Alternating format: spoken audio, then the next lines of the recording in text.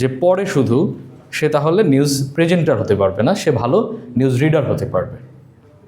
তাহলে আপনাকে মাঠের জ্ঞান সম্পর্কে ধারণা রাখতে হবে, আপনার স্টেশন সম্পর্কে ধারণা রাখতে হবে, আপনার ওই ঘটনা সম্পর্কে ধারণা রাখতে হবে, ওই ঘটনার অদ্যপান্ত সব কিছু আপনাকে জানতে হবে। আপনাকে ধরেন রিপোর্টার অনেক সময় লাইভে টানছে, অনেকক্ষণ ধরে টানছে, কিন্তু হঠাৎ করে তার ব্যাকপ্যাক দেখা গেল, ব্যাকপ্যাক যেটা বলে লাইভ দেওয়ার যন্ত্র, সেটা ধরেন হঠাৎ করে চার্জ চলে গেল কিংবা ডিসকানেক্ট হয়ে গেল। তখন প্রডিউসার কানের মধ্যে টকব্যাকে বলে, টকব্যাক তো আপনারা চেনেন তাই না?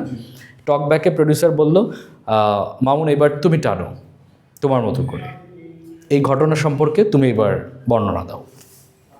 তাহলে আপনাকে সেই ঘটনা সম্পর্কে জানতে হবে, সে সম্পর্কে জ্ঞান রাখতে হবে। ধরেন তারেক রহমান কবে দেশ থেকে গিয়েছেন, নির্বাসিত হয়েছেন, কবে আসলেন, কেন উনি গিয়েছেন, কেন আবার আসলেন, এর মধ্যে কি ঘটনা ঘটেছে, হ্যাঁ, তারপরে উনি দেশে আসার উদ্দেশ্যটা কি, কোন সময় আসছেন, এখন কোথায় আছেন, তারপরে ওনাকে কি করা হবে, আগামী 3 দিনের কর্মসূচি কি, ওনার মায়ের অবস্থা কি, উনি কোথায় যাবেন, আপনার পুরো ঘটনা বলি একদম মধ্যপ্রান্ত আপনাকে জানতে হবে।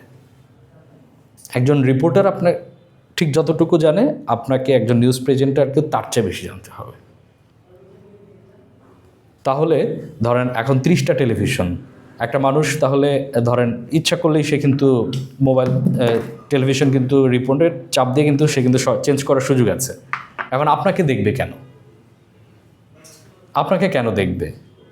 আপনি অন্যদের চেয়ে আলাদা, আপনার নিজের বলার মতো যোগ্যতা আছে, আপনি শুধু দেখে দেখে রিডিং পড়েন না, আপনার মানুষের সাথে কমিউনিকেশন করতে পারেন আপনি।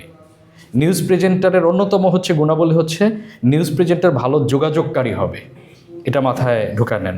নিউজ প্রেজেন্টার ভালো যোগাযোগকারী হবে, দর্শকের সাথে যোগাযোগ করবে। এই যোগাযোগটা হবে তার তথ্য দিয়ে, এই যোগাযোগটা হবে তার চোখের কন্ট্যাক্ট দিয়ে, এই যোগাযোগটা হবে তার বাচনভঙ্গি দিয়ে। ক্লিয়ার? তাহলে একজন news presenter fulfil news presenter হতে পারবে। তাহলে নিউজ রিডার এবং নিউজ প্রেজেন্টারের পার্থক্য বোঝা গেছে? এটা পার্থক্য।